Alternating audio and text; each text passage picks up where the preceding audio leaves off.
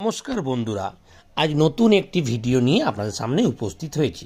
আমাদের প্রত্যেকেরই voter card রয়েছে এবং ভোটার কার্ড থাকলে আমাদেরকে বুথ নম্বর, পার্ট নম্বর, ক্রমিক নম্বর আমাদের একটু জানতে হয়। তো কীভাবে জানবো? আমরা সহজে অনলাইনে আমরা এটি বার করতে পারবো। চলুন দেখে নিই। প্রথমে আমরা গুগলে যাব। গুগল থেকে আমরা সার্চ করব ভোটার ইনফরমেশন। তারপর যে পেজটি আমাদের খুলে যাবে সেটি হচ্ছে ভোটার্স সার্ভিস পোর্টাল। সেইখানে আমরা ক্লিক করব। সেখানে ক্লিক করলেই আমরা দেখব সেখানে এপিক নম্বর, স্টেট, ক্যাপচা চাইছে। তাহলে আমরা নিজেদের এপিক নম্বরটা আমরা দিয়ে দেব। এই যে আমার ধরুন এপিক নম্বরটা দিয়ে দিলাম। এরপর স্টেট হয়ে যাবে ওয়েস্ট বেঙ্গল। ক্যাপচা কোডটা আমরা সবাই ভালো করে দিয়ে দেব। তারপর আমরা সার্চ করব।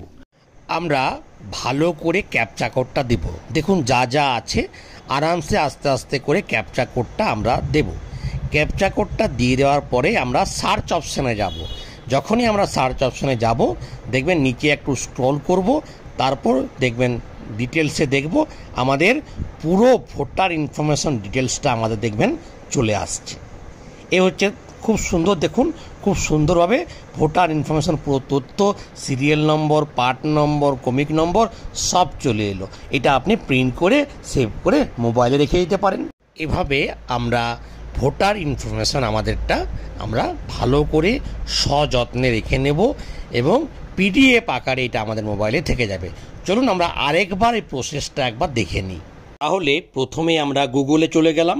গুগল থেকে চলে গেলাম ভোটার ইনফরমেশনের পর চলে গেলাম ভোটার সার্ভিস পোর্টাল।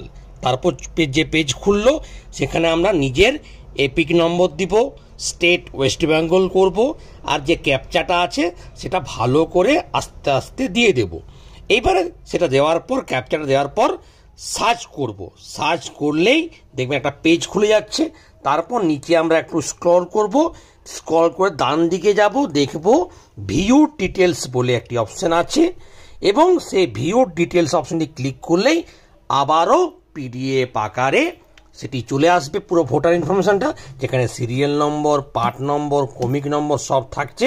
সেটি আমরা যত্ন করে মোবাইলে রেখে দেব ভবিষ্যতের জন্য। এটা সারা জীবন কাজে লাগবে।